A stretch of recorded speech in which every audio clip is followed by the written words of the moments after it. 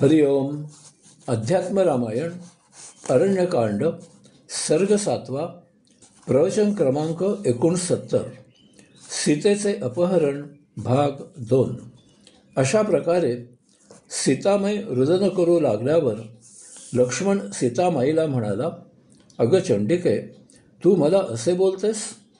तुझा नाश जवळ आलेला दिसत आहे. मग लक्ष्मणाने सीतामाईला वनदेवीकडे सोपविले आणि तो अत्यंत नाईलाजाने राम जेथे गेले होते तिकडे जाऊ लागला.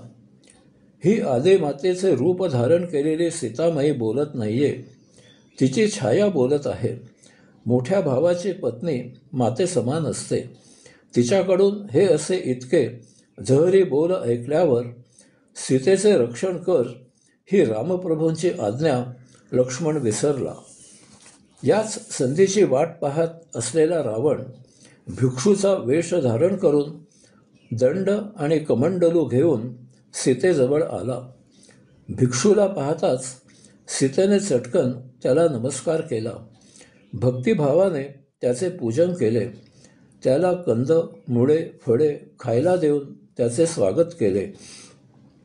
सीतामाई त्या भिक्षूला म्हणाली, आपण हे खावे आणि सुखाने विश्रांती घ्यावी. माझे पती थोड्याच वेळात येतील. ते आपला विशेष सत्कार करतील. आपली इच्छा असेल तर आपण थांबावे. त्यावर तो भिक्षुरूपी दुष्ट रावण तिला म्हणाला, हे कमलनयने, तू कोण आहेस? तुझा पती कोण आहे?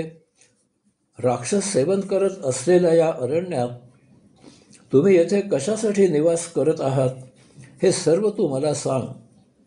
नंतर मी तुला माझा परिचय देतो. यावर सीतेने स्वतःचा परिचय करून देण्यासाठी भिक्षूला सर्व हकीकत सांगितली आणि तिने त्याला तुम्ही कोण आहात हे ती जाणू इच्छिते असे सांगितले.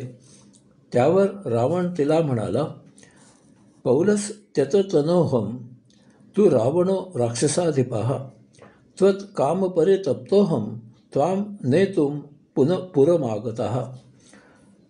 मी पुलस त्याचा पुत्र विश्रव याचा पुत्र रावण आहे आणि तुला प्राप्त करण्यासाठी मी येथे उपस्थित झालो आहे. मी तुझ्यासाठी बेचैन झालो आहे.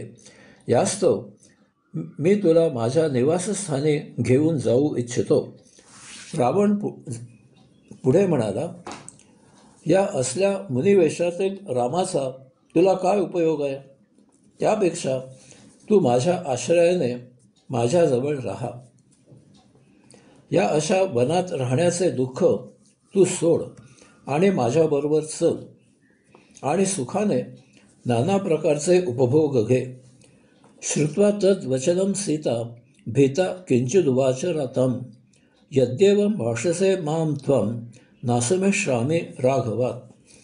त्याचे ते असे बोल ऐकून सीता घाबरले आणि तशा त्या भ्यालेल्या स्थितीत ती त्याला म्हणाली, जर तू असे काही बोलशील तर श्रीरामांकडून तुझा सर्वस्वी नाश होईल.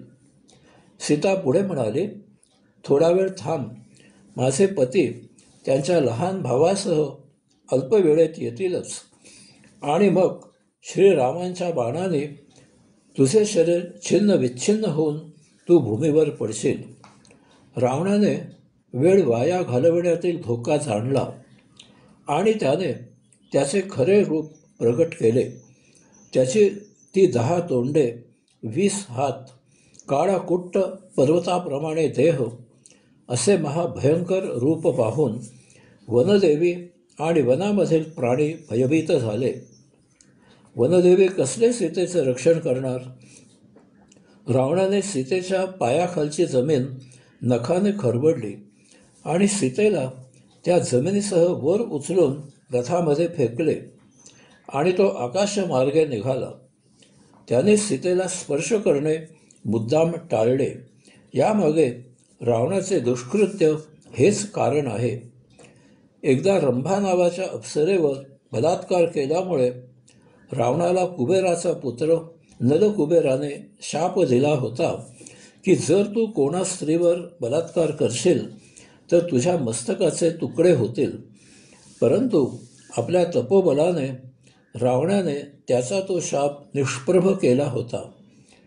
पुढे जेव्हा पुंजगस्थला नावाची अप्सरा आकाशमार्गे ब्रह्मदेवाकडे जात होती, त्यावेळी रावणाने तिला बळजबरीने पकडून तिच्यावर बलात्कार केला होता. हे जेव्हा ब्रह्मदेवांना समजले, तेव्हा त्यांनी रावणाला शाप दिला की तू कोणा स्त्रीवर बलात्कार करशील तर तुझ्या मस्तकाचे तुकडे होतील. आता मात्र रावण कोणत्याही स्त्रीवर बलात्कार करायचाच काय, परंतु हात लावायलाही घाबरत असे. यामुळे त्याने सीतेच्या पायाखालची जमीन उकरून त्या जमिनीसह सीतेला उचलले. सीता रामाच्या आणि लक्ष्मणाच्या नावाने हाका मारत मदतीसाठी धावा करू लागली. ते ऐकून पर्वतावरून जटायू आकाशात उडाला आणि त्याने आपल्या तीक्ष्ण चोचीने रावणाच्या रथाचे तुकडे तुकडे केले. तसेच जटायूने त्याच्या तीक्ष्ण चोचीने रावणाच्या रथाचे घोडे मारले. त्याबरोबर रथ खाली पर्वतावर कोसळला. यामुळे रावण क्रुद्ध झाला. त्याने तलवारीने जटायूचे पंख कापले. त्वरित दुसरा रथ घेऊन त्यात सीतेला टाकून तो वायुमार्गाने लंकेकडे रवाना झाला. सीता रामाच्या नावाने आणि लक्ष्मणाच्या नावाने मदतीसाठी आक्रोश करू लागली. आता तिला लक्ष्मणाचे न ऐकल्याचा, लक्ष्मणाला आपण उगीचच दोष दिल्याचा पश्चाताप झाला. एखाद्याचा पूर्व अनुभव नसताना केवळ कल्पना करून दोष देऊ नये. सावध जरूर राहावे, परंतु इतक्या खालच्या थराला जाऊन आरोप करू नयेत. आता काही उपयोग नव्हता. जे व्हायचे ते होऊन गेले होते. सीतेने जेव्हा खाली पाहिले, तेव्हा तेथे तिला एका पर्वताच्या शिखरावर 5 वानर बसलेले दिसले. ते पाहताच सीतेने आपले सर्व दागिने काढले आणि अंगावरील वस्त्राचा तुकडा फाडून ते त्यात बांधले आणि खाली टाकले. सीतेने मनोमनी इच्छा व्यक्त केली की माझे हे दागिने श्रीरामांना माझी वार्ता कथन करू देत. रावणाने श्रीलंकेला पोचताच त्याच्या अंतःपुरामधील अशोकवनात सीतेला ठेवले आणि तिच्या सभोवती राक्षसींचा पहारा ठेवला. रावण मातृबुद्धीने तिचे रक्षण करू लागला.